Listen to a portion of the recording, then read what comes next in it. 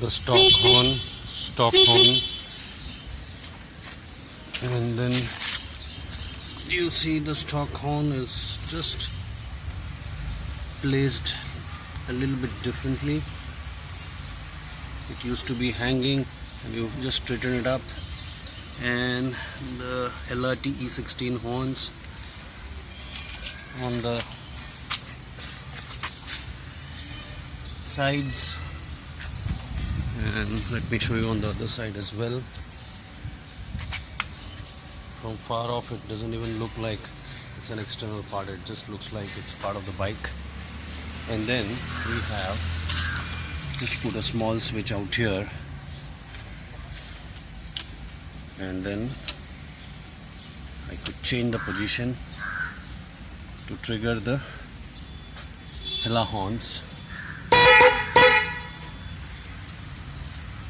and all the relays, everything is behind over here. Everything is almost hidden, and the stock horn